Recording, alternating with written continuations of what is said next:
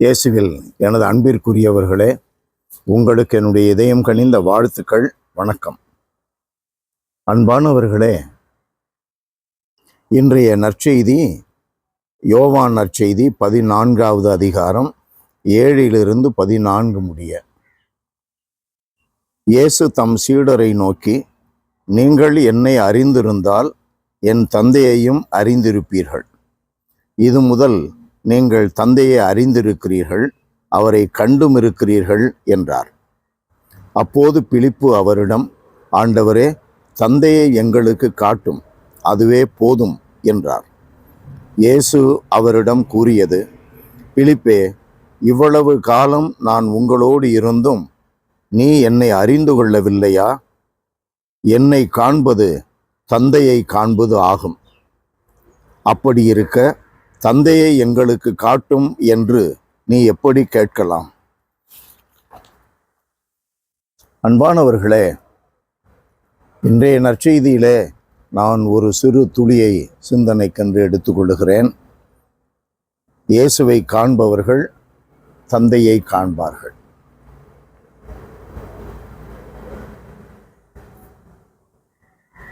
அப்படின்னா ஏன் சில கோயில்களில் தந்தை கடவுளுடைய உருவத்தை சிலையாக செய்கிறார்கள்?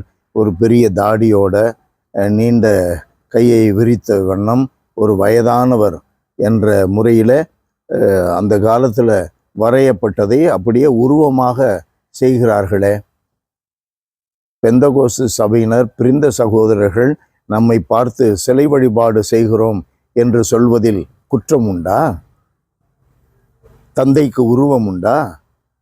அப்படி நாம் செய்யலாமா? கோயில்களில் பீடத்திற்கு மேலே தந்தை கடவுள் இருக்கிறார். அந்த தந்தை கடவுள் உருவத்தை செய்திருக்கிறார்கள். அவருக்கு உருவம் இல்லை. இயேசு உருவத்தில் வந்தார்.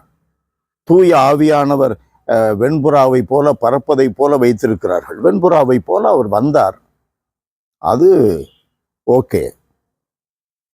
தந்தை கடவுளுக்கு எப்படி அந்த உருவத்தை கொடுக்கலாம்? ஒரு கற்பனையில வரைந்தார்கள். ஒரு வயதானவரை போல, நீண்ட தாடியோடு, அரவணைக்கின்ற, அன்பு செய்கின்ற ஒரு தந்தையை போல வரைந்தார்கள் என்றால் அதை வழிபாட்டுக்குள்ளே கொண்டு வரலாமா? இயேசுவை காண்பவர்கள் தந்தையை காணுகிறார்கள். இயேசு பேசுகிறார் என்றால் தந்தை பேசுகிறார். அது அவரே சொல்லுகிறார். என்னை காண்பவன் தந்தையை காண்கிறான். அன்பானவர்களே, நம்ம எல்லாத்தையும் நியாயப்படுத்திக்கிட்டு இருக்க முடியாது.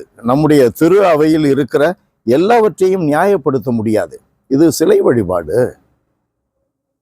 இயேசு உருவத்தில் வந்தார். அவர் நினைவாக நாம் ஒரு உருவத்தை செய்திருக்கிறோம். கட்டளை கொடுக்கப்பட்ட பொழுது இந்த உருவம் இல்லை. 10 கட்டளையை கடவுள் கொடுத்தாரு. விடுதலை பயண நூலில் 20வது அதிகாரம் 1 வரைன்னு வாசிக்கிறோம். கட்டளை கொடுக்கப்பட்ட பொழுது உருவம் இல்லை. ஆகையினால் இப்பொழுது உருவத்தில் இயேசு வந்த நம்மை போல மனிதராக வந்தார், சிலுவையில் கொல்லப்பட்டார். ஆகையினால் அவர் உருவம் நமக்கு அடையாளம். அவர் இருப்பதை, அவர் நம்மை பாதுகாப்பதை, நமக்கு மீட்பளிக்கிறார் என்பதை நினைவூட்டுகின்ற அடையாளம். அது இருக்கலாம், அதில் தவறு இல்லை. லூத்தர் கூட சீர்திருத்தவாதி என்று அழைக்கப்பட்ட லூத்தர் கூட அவருடைய உட்டன்பர்க் கோவிலில், சர்ச்சில், கத்தோலிக்க திருச்சபையாக இருந்தது தானே, அங்கே தானே அவர் 94 இந்த குற்றச்சாட்டுகளை திருச்சபை கத்தோலிக்க திரு அவைக்கு எதிராக எழுதி ஒட்டினார். அந்த கோவிலில் சுரூபங்களை உடைக்க ஐக்கனோலாஜிஸ்ட் என்ற குரூப் வந்தார்கள். அவர் அலோவ் பண்ணலையே. ஏன்? அவர்களெல்லாம் புனித அகஸ்டின், அன்னை மரியா, புனித செபஸ்தியார், இவர்களெல்லாம் மனிதர்களாக உருவத்திலே இருந்தார்கள்.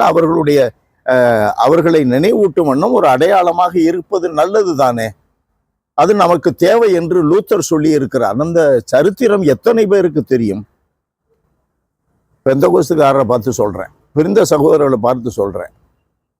கத்தோலியர்களை பார்த்து சொல்லுவது, தந்தை கடவுளுக்கு உருவத்தை கோவில் மேல அல்லது கோவில் பீடத்து மேல அதெல்லாம் எப்படி வைக்கலாம்? வைக்கக்கூடாது.